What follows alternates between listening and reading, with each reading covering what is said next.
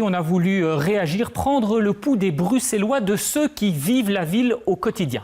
Première constatation, seul 1% des votants estiment qu'il n'y a aucun problème et que la ville est propre.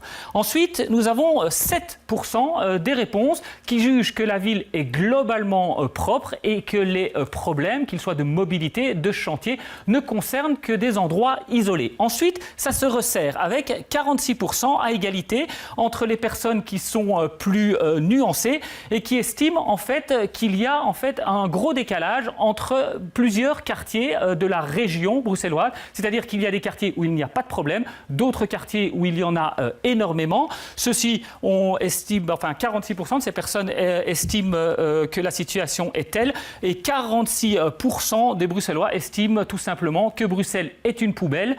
On peut donc dire que Jean Quatremer a mis le doigt sur une réalité que les Bruxellois vivent au quotidien.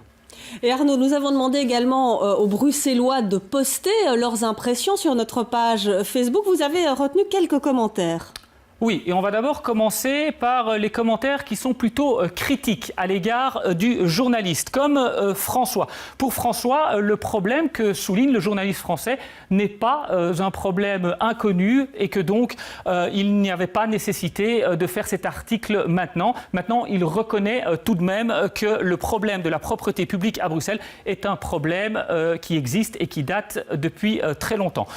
Autre personne qui va dans le même sens, c'est Gilles, qui adopte lui un ton un peu plus ironique, puisque Gilles nous dit « Jean Quatremer à Bruxelles, c'est un peu comme Martine à la ferme, un florilège de lieux communs ». Ensuite, nous avons les opinions plutôt favorables et qui abondent dans le sens du journaliste. Ossiane, par exemple, qui lui met l'accent sur une autre problématique qui ne figure pas dans l'article du journaliste français, c'est le problème des façades grisonnantes et très sales. Également, du même avis, nous avons ici Eric Valravens, qui dit qu'à Anderlecht, les dépôts clandestins et les incivilités sont des réalités quotidiennes. Enfin, nous terminerons avec les avis plus nuancés. La première nous vient de Michel, qui lui est donc plus diplomatique. Il explique que la situation actuelle n'a finalement rien à voir avec le désastre de la bruxellisation des années 70. Lui aussi, tout en reconnaissant qu'il y a des choses à faire du côté de Bruxelles. Enfin, on termine avec Hervé Doyen, le bourgmestre de Jette, qui lui pense que aimer une ville ou ne pas l'aimer, la trouver belle ou pas, c'est quelque chose de subjectif et qu'il en revient donc au choix personnel de chacun de juger s'il aime la ville dans laquelle il vit. En conclusion, on peut dire que Jean Quatremer a peut-être appris quelque chose aux Français, mais certainement pas aux Bruxellois.